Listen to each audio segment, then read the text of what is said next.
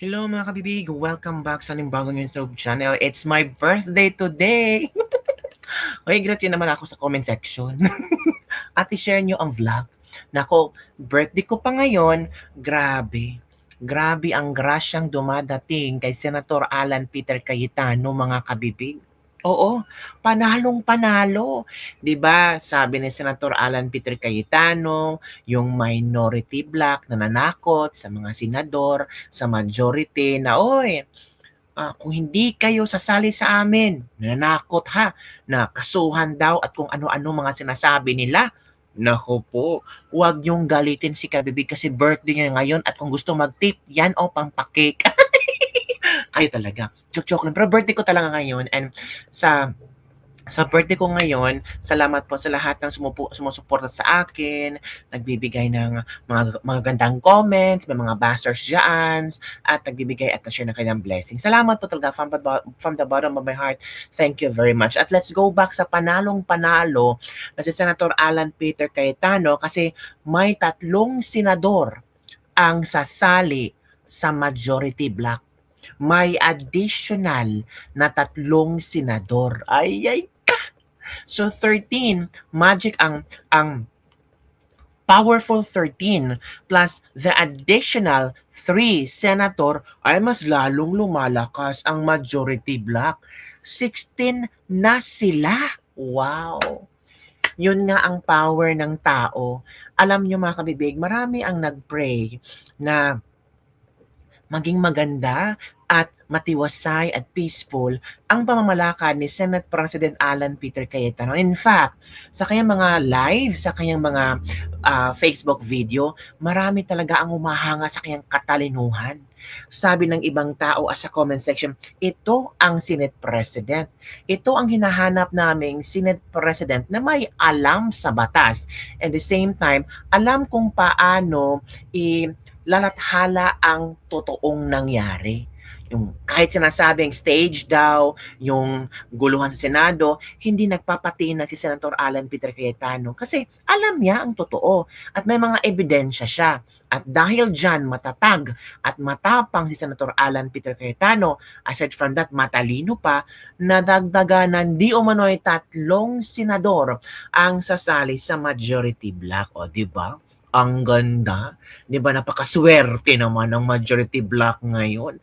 Lalong manggigigil ang mga kontra kay Senator Alan Peter Cayetano. Lalong manggigigil si Tuta. Ay, hindi naman. Baka mas lalong magagalit ang mga kakamfink, ang mga dilawan mga kabibig. So eto kabibig eto ang ating nakita. At talagang grabe ang istorya ngayon. Naku po. Parang nakikita ko sa Lunes, parang iba ang parang anak ko, ito kasi ang chika ni Jason si Jason sa talaga, no? Kung ano-ano mga salap na mga balita. Pero of course, Jason sa talagang may pinag-uusapan niya. Ito, may lilipat na 2, 3 pala. Jason sa may parinig sa umano'y paglipat ng aliyadyan sa Senado. Nagbigay ng pahayag ang veteran broadcaster na si Jason sa kaugnay ng umiinit na usapin tungkol sa umano'y panibagong galawan sa Senado kasunod ng kontrobersyal nagpapapalit ng liderato sa mataas na kapulungan. Sa kanyang social media post, tila hiwatig ni Jason sa na may ilang senador umanong maaaring lumipat ng suporta pabor sa kasalukuyang Brave 13 Black. Wow! In fairness, I like the word Brave 13. Sila yung matatapang na 13 senators na hindi iniiwan ang sarili sa kaguluhan ng Senado.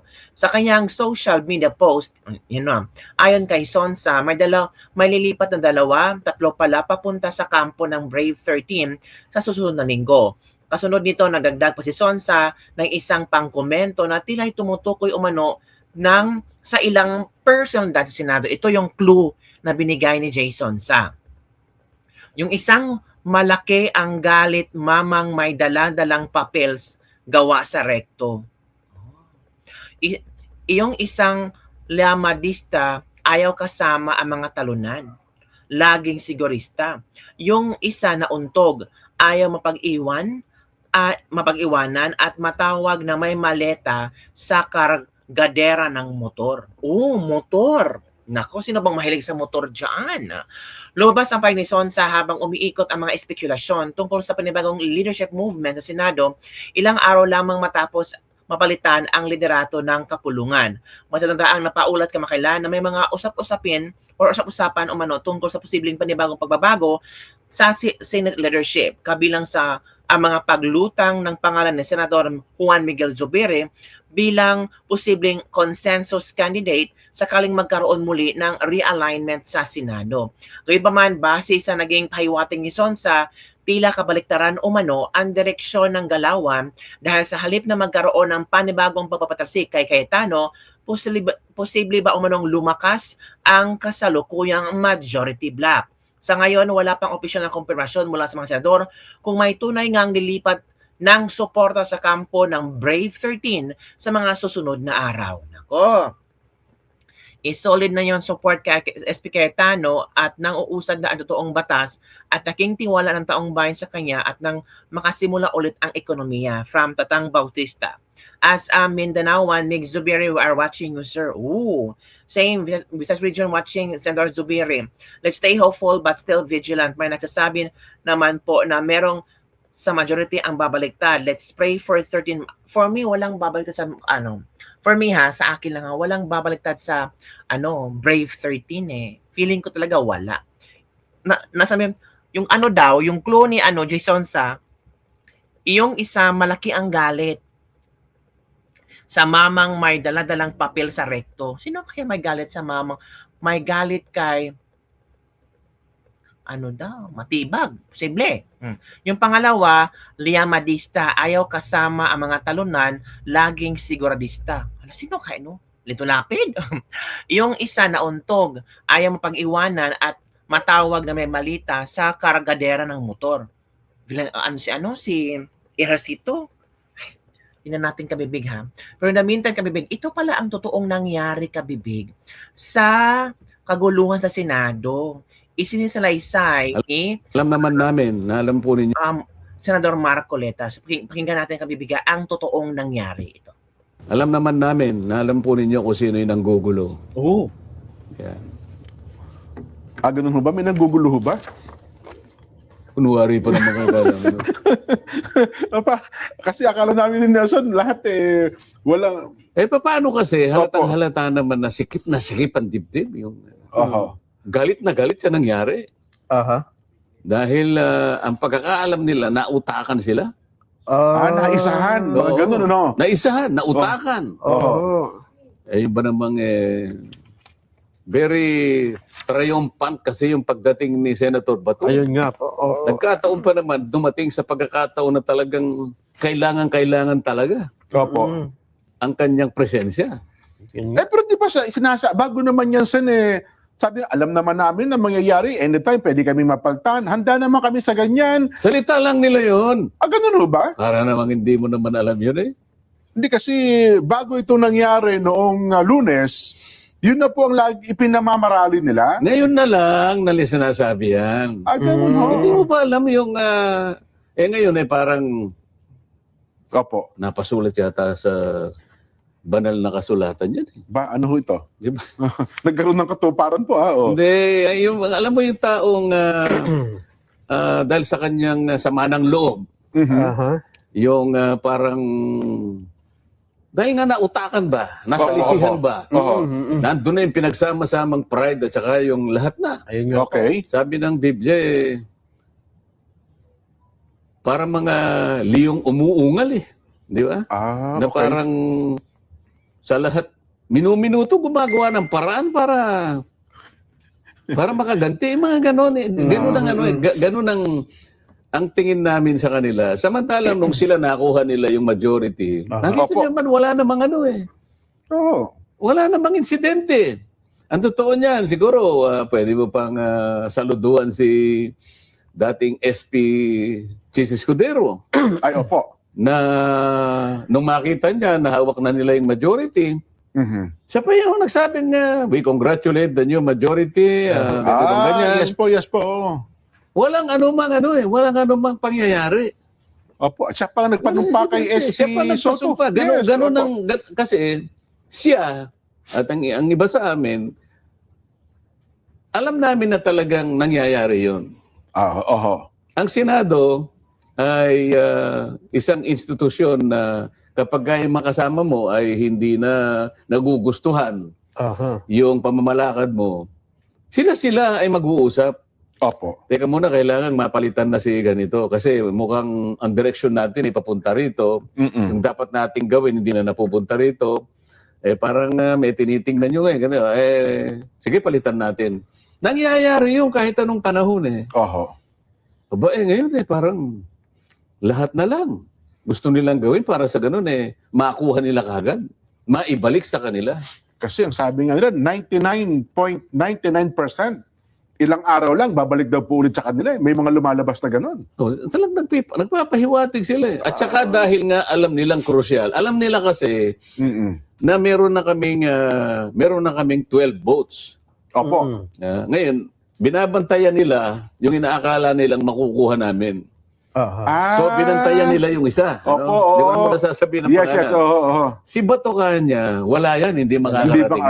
Yan, tama. Ngayon, para sa ganun, makasiguro sila, abay, pinayagan nila yung NBI na nandun na kagad. Sa baba. Maaga pa lang. Maaga pa lang nandun na It's another,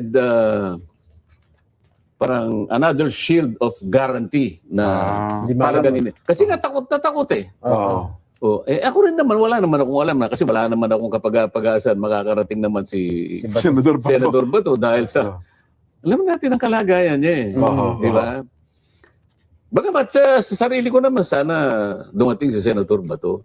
Di ko lang alam paano kaya mangyayari yun. 1 milyon ang naghahanap sa kanya.